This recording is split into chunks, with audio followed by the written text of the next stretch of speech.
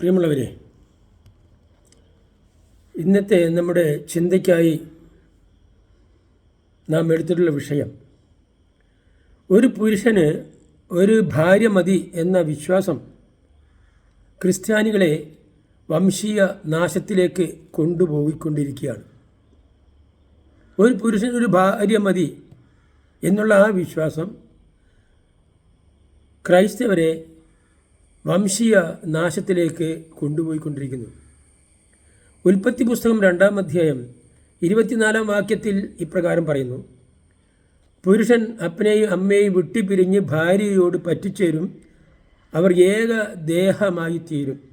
A man will leave his father and mother and be united to his wife and they will become one flesh. യേശു ഒരു പടി കൂടി കടന്ന് ഇപ്രകാരം കൽപ്പിച്ചു: പരസംഗം നിമിത്തമല്ലാതെ ഭാര്യയെ ഉപേക്ഷിച്ച് മറ്റൊരുത്തിയെ വിവാഹം കഴിക്കുന്നവൻ വ്യഭിചാരം ചെയ്യുന്നു. അതായത് തൻ്റെ ഭാര്യ മറ്റൊരുവനുമായി പരസംഗത്തിൽ ഏർപ്പെട്ടു എന്നുള്ളതായ ഒരു കുറ്റം ചെയ്താലല്ലാതെ ആ ഭാര്യയെ ഡിവോഴ്സ് ചെയ്യാൻ പാടില്ല. അതാണ് ക്രിസ്തുമതം പഠിപ്പിക്കുന്നത്. അതുപോലെ തന്നെ ഉപേക്ഷിച്ച ഒരു സ്ത്രീയെ വിവാഹം കഴിക്കുന്നവൻ വ്യഭിചാരം ചെയ്യുന്നു. അപ്പോൾ മറ്റൊരു വ്യക്തി അദ്ദേഹത്തിൻ്റെ ഭാര്യയെ ഉപേക്ഷിച്ചുവെങ്കിൽ ആ സ്ത്രീയെ നാം ഭാര്യയായി സ്വീകരിക്കാൻ പാടില്ല. അതും വ്യഭിചാര കുറ്റത്തിന് സമമാണ്. ഇങ്ങനെയാണ് കർത്താവ് നമ്മളെ പഠിപ്പിച്ചിട്ടുള്ളത്. മത്തായി സുവിശേഷം 19-ാം അധ്യായം 9-10 വാക്യങ്ങൾ നമുക്കത് കാണാം. I tell you that anyone who divorces his wife except for marital unfaithfulness and marries another woman commits adultery. അപ്പോൾ ഇതാണ് കർത്താവ് നമ്മെ പഠിപ്പിച്ചത്. അവിടെയും നിർത്തിയില്ല കർത്താവ്. എന്താ പറഞ്ഞത്? ഒരുവൻ ദുരുദ്ദേശത്തോടെ ഒരു സ്ത്രീയെ നോക്കി എന്നാൽ, ഒന്ന് നോക്കിപ്പോയാൽ, നമ്മുടെ മനസ്സിൽ ഒരു സ്ത്രീയെക്കുറിച്ച് ഒരു ദുഷിച്ച ചിന്ത വെച്ചുകൊണ്ട് നാം ആ സ്ത്രീയെ നോക്കിക്കഴിഞ്ഞാൽ അത് വ്യഭിചാരത്തിന് സമമാണ്. നീ വ്യഭിചാരം ചെയ്തു ആ സ്ത്രീയെ എന്നാണ് പറയുന്നത്. അപ്പോൾ ഇതാണ് ക്രൈസ്തവ മതം പഠിപ്പിക്കുന്നത്. എന്നാൽ മുഹമ്മദ് നബി അദ്ദേഹമാകട്ടെ വളരെ വളരെ ലിബറലായിട്ടുള്ള ഒരു മനുഷ്യനാണ്. അദ്ദേഹം മതത്തെക്കുറിച്ച് ദീർഘവീക്ഷണമുള്ള ആളായിരുന്നു. എന്ന് മാത്രമല്ല, പ്രായോഗിക ബുദ്ധിയും അദ്ദേഹം പ്രയോഗിച്ചു എന്നുള്ളതാണ് നമുക്കിവിടെ കാണാൻ കഴിയുന്നത്. എന്താണ് അദ്ദേഹം ചെയ്തത്? ഒരു മുസ്ലിമിന് 4 സ്ത്രീകളെ വിവാഹം കഴിക്കാം. കൂടാതെ തൻ്റെ വലത് കൈ ഉടമയാക്കിയ സ്ത്രീയെയും അടിമ സ്ത്രീകളെയും ഭാര്യമാരാക്കി അവരിൽ സന്താനങ്ങളെ ജനിപ്പിക്കാം. തീർന്നില്ല. ഒരു മുസ്ലിമിന് ക്രിസ്ത്യാനി പെണ്ണിനെയും ജൂത പെണ്ണിനെയും വിവാഹം കഴിക്കാം. എന്നാൽ ഒരു മുസ്ലിം സ്ത്രീക്ക് ഒരു മുസ്ലിം പുരുഷനെ അല്ലാതെ വേറൊരു പുരുഷനെ വിവാഹം കഴിക്കാൻ പാടില്ല. ഇതാണ് മുഹമ്മദ് നബി ഈ കാര്യത്തിൽ കൽപ്പിച്ചിട്ടുള്ളതായ വളരെ നിഷ്കർഷമായ കാര്യങ്ങൾ. മുഹമ്മദ് നബിയുടെ ഈ ദീർഘവീക്ഷണം ആ മതത്തിൻ്റെ ദ്രുതഗതിയിലുള്ള വളർച്ചയ്ക്ക് കാരണമായി. ഒരു ക്രിസ്ത്യാനിക്ക് ഒരു വർഷത്തിൽ ഒരു കുഞ്ഞ് ജനിക്കുമ്പോൾ ഒരു മുസ്ലിമിന് ഒരു വർഷം കൊണ്ട് 4 കുഞ്ഞുങ്ങളാണ് ജനിക്കുന്നത്. കൂടാതെ വലത് കൈ ഉടമയാക്കിയ സ്ത്രീയിലും അടിമ സ്ത്രീകളിലും അതുപോലെ മറ്റ് നിയമങ്ങൾ പ്രകാരം താൻ സ്നേഹിക്കുന്ന, ഇഷ്ടപ്പെടുന്ന, താൻ നിക്കാഹ് കഴിക്കുന്ന സ്ത്രീയിലുമൊക്കെ തന്നെ കുഞ്ഞുങ്ങളെ ജനിപ്പിക്കാൻ ഈ കാര്യത്തിൽ ഒരു പുരുഷന് അവകാശമുണ്ട്. അത് ആ നിയമങ്ങൾ അവന് അനുവദിച്ചിരിക്കുന്നു. അപ്പം ഇങ്ങനെ വളരെ ദീർഘവീക്ഷണമുള്ള ഒരു പ്രവാചകനായിരുന്നു നബി. മതം വിട്ടവരെ കൊന്നുകളയണം, മറ്റൊന്ന് അതാണ്. അപ്പം മതത്തിൽ നിന്ന് ഒരാളും കൂടി പുറത്തു പോകാൻ പാടില്ല. മതം വിട്ടവരെ കൊന്നുകളയണം എന്നാണ് പറഞ്ഞത്. അല്ലാഹുവിലും നബിയിലും വിശ്വസിക്കാത്തവരെ ഒന്നുകിൽ നാട് കടത്തണം, അല്ലെങ്കിൽ ഭാരിച്ച ജസിയ ചുമത്തി അവരെ ദ്രോഹിക്കണം, ഉപദ്രവിക്കണം, അതുമല്ലെങ്കിൽ കൊന്നുകളയണം. അപ്പോൾ ഒരു മുസ്ലിം രാജ്യത്ത് അല്ലെങ്കിൽ ഒരു ഇസ്ലാമിക രാജ്യത്ത് ഒരു അന്യമതസ്ഥനുണ്ടെങ്കിൽ അവനോട് എന്ത് ചെയ്യണം? അവന് വളരെ ഭാരിച്ച ജെസിയ ചുമത്തി അവനെ പീഡിപ്പിക്കണം, ജീവിക്കാൻ അനുവദിക്കരുത് എന്നുള്ളതാണ് ഒന്ന്. മറ്റൊന്ന്, അല്ലെങ്കിൽ അവൻ എന്ത് ചെയ്യണം?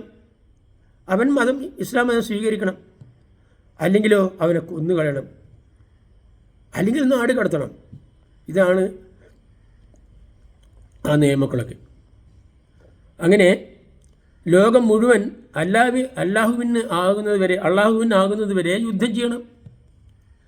അപ്പോൾ ലോകത്തിലെ മുഴുവൻ ജനങ്ങളും അള്ളാഹുവിൻ്റെ പ്രജകളായി അല്ലെങ്കിൽ അള്ളാഹുവിൻ്റെ അടിമകളായി തീരുന്നത് വരേക്കും യുദ്ധം ചെയ്യുവാനാണ് മുസ്ലിങ്ങളോട് അള്ളാഹു കൽപ്പിച്ചിട്ടുള്ളത്.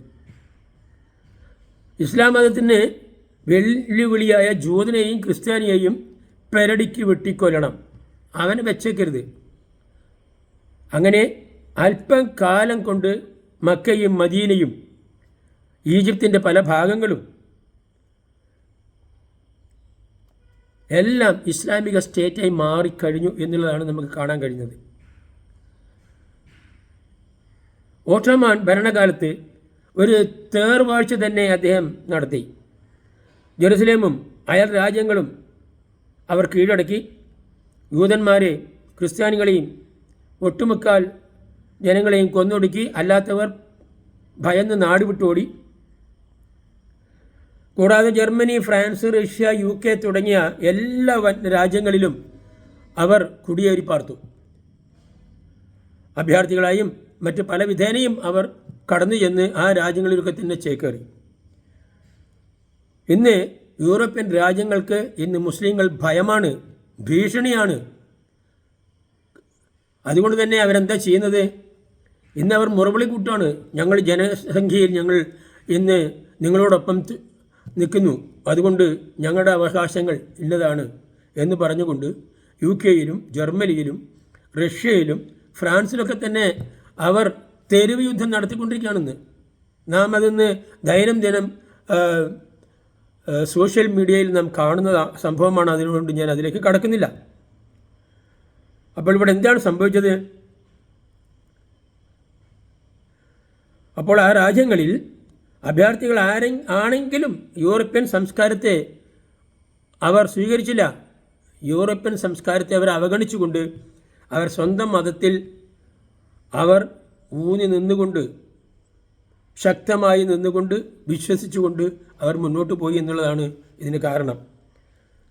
അതേസമയം യൂറോപ്യന്മാർ വൈവാഹിക ജീവിതത്തിന് പ്രാധാന്യം കൊടുക്കാതെ മതനിയമങ്ങളെ കാറ്റിൽ പറത്തിക്കൊണ്ട്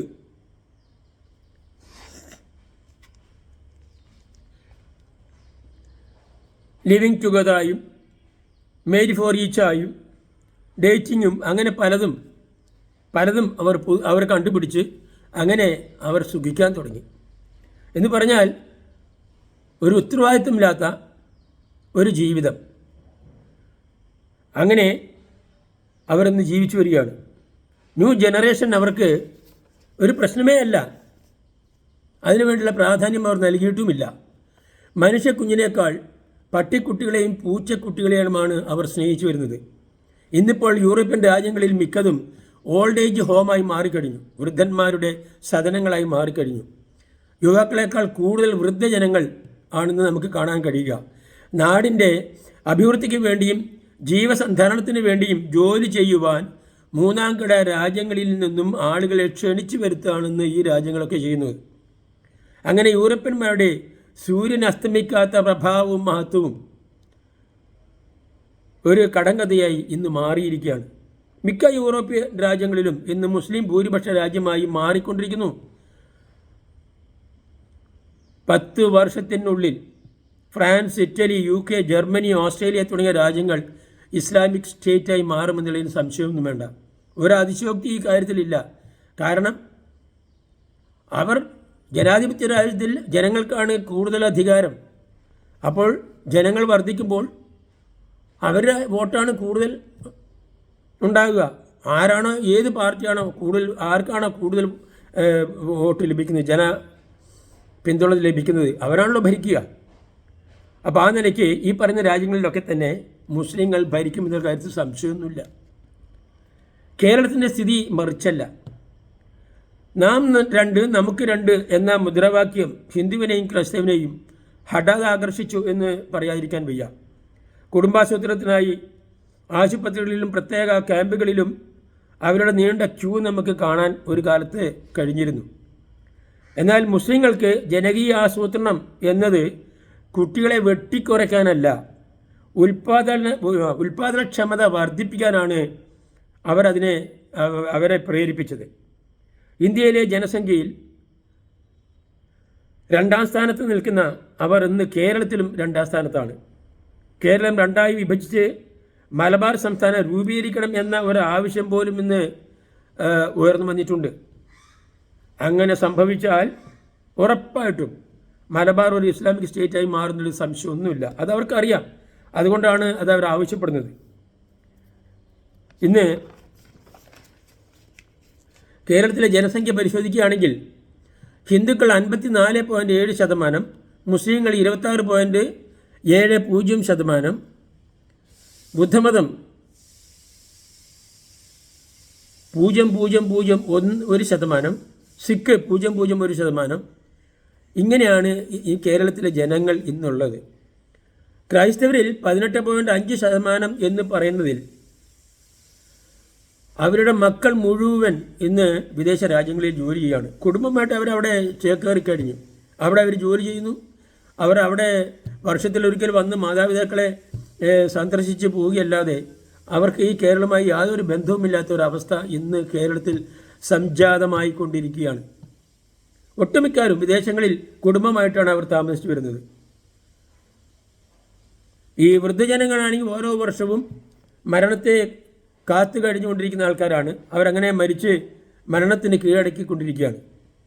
അങ്ങനെ ക്രിസ്ത്യാനികളെ സംബന്ധിച്ചിടത്തോളം കേരളം ഒരു വൃദ്ധസദനം ആയി കഴിഞ്ഞു. ലൂക്കോസിൻ്റെ സുവിശേഷത്തിൽ 18-ാം അധ്യായം 8-ാം വാക്യത്തിൽ കർത്താവ് ഇപ്രകാരം പറഞ്ഞു: എന്നാൽ മനുഷ്യപുത്രൻ വരുമ്പോൾ അവൻ ഭൂമിയിൽ വിശ്വാസം കണ്ടെത്തുമോ? ഭൂമിയിൽ വിശ്വാസമുള്ള ഒരു വിശ്വാസിയെ അല്ലെങ്കിൽ ഒരു ക്രിസ്ത്യാനിയെ ഭൂമിയിലേക്ക് കണ്ടെത്താൻ കഴിയുമോ ഞാൻ വീണ്ടും വരുമ്പോൾ എന്ന് കർത്താവ് 2000 വർഷങ്ങൾക്ക് മുമ്പ് തന്നെ പ്രവചിച്ചിരിക്കുന്നു. ആ പ്രവചനമാണ് നാം ഇവിടെ കാണുന്നത്. അപ്പോൾ ഇന്ന് ക്രിസ്ത്യാനികൾ എന്ന് പറയുന്നത് ലോകത്തിൽ കുറഞ്ഞു വരികയാണ്. 2000 വർഷങ്ങൾക്ക് മുമ്പ്, അതായത് യേശുക്രിസ്തുവിൻ്റെ ക്രൂശ് മരണത്തിന് ശേഷം AD 40-45 ഉള്ളിൽ ഈ കേരളത്തിൽ ക്രൈസ്തവർ എത്തിക്കഴിഞ്ഞു. സെൻറ്റ് തോമസ്, യേശുവിൻ്റെ ശിഷ്യൻ സെൻറ്റ് തോമസ് വരെ എത്തിക്കഴിഞ്ഞു എന്നൊക്കെയാണ് നമ്മൾ അവകാശപ്പെടുന്നത്. അപ്പോൾ ആ നിലയ്ക്ക് കേരളത്തിൽ ആദ്യമായി ക്രിസ്ത്യാനികളാണ് പുറംരാജ്യത്ത് വന്നത്. അതിനുശേഷം 700-800 വർഷങ്ങൾ കഴിഞ്ഞിട്ടാണ് ഈ മുസ്ലിങ്ങൾ ഈ ഇന്ത്യയിലേക്ക് വരുന്നത്. വടക്കേന്ത്യയിൽ അവർ വന്നു, അതേപോലെ തന്നെ കേരളത്തിൽ അവർ വന്നു. അത് 700-800 വർഷങ്ങൾക്ക് ശേഷമാണ്, ഏകദേശം 1000 വർഷങ്ങൾക്ക് ശേഷം എന്ന് വേണമെങ്കിൽ പറയാം. എന്നാൽ അപ്പോൾ അങ്ങനെയാണെങ്കിൽ ഇവിടുത്തെ ജനസംഖ്യ ആനുപാതികമായി നാം കാണേണ്ടത് എങ്ങനെയാണ്? ക്രിസ്ത്യാനികളല്ലേ മുസ്ലിങ്ങളെക്കാൾ കൂടുതൽ വേണ്ടത്. നാം ഇന്ന് കാണുന്നതാണ് വെറും 18% അങ്ങനെ ക്രിസ്ത്യാനികളിൽ നിന്ന് നിൽക്കുന്നു. അതേ സമയത്ത് മുസ്ലിങ്ങൾ 26.7% നിൽക്കുന്നു. ഒരു 10 വർഷത്തിനുള്ളിൽ തീർച്ചയായിട്ടും ഈ മുസ്ലിങ്ങളുടെ വർധനവ് ഇനിയും ഉണ്ടാകും എന്നുള്ള കാര്യത്തിൽ സംശയമില്ല. അങ്ങനെ അവരുടെ ഉദ്ദേശം ഇതാണ്: ഈ ലോകം മുഴുവൻ അള്ളാഹുവിന് ആകുന്നത് വരെ യുദ്ധം ചെയ്യുക. അപ്പോൾ ഈ ജിഹാദ് എന്ന് പറഞ്ഞാൽ ഒന്ന് വാളെടുത്ത് യുദ്ധം ചെയ്യുന്നതാണ്, മറ്റൊന്ന് ഒരു ജിഹാദ് ഇത് തന്നെയാണ്. ഏത്? സന്താനങ്ങളെ ജനിപ്പിക്കുക, കൂടുതലായിട്ട് ജനിപ്പിച്ച് വർദ്ധിപ്പിക്കുക, അതൊരു ജിഹാദാണ്. അപ്പം അങ്ങനെ അവരുടെ മതത്തെ അവർ പ്രോത്സാഹിപ്പിക്കുന്നു, വളർത്തിക്കൊണ്ടുവരുന്നു, ഉയർത്തിക്കൊണ്ടുവരുന്നു. മറ്റു മതങ്ങളൊക്കെ തന്നെ അതിൽ നിന്നൊക്കെ പിൻവാങ്ങിക്കൊണ്ട് ഈ ലോകത്തിന് അനുരൂപമായിക്കൊണ്ട് മുന്നോട്ട് പോയിക്കൊണ്ടിരിക്കുന്നു. എന്നെ കേട്ട നിങ്ങൾക്ക് എല്ലാവർക്കും നന്ദി, നമസ്കാരം.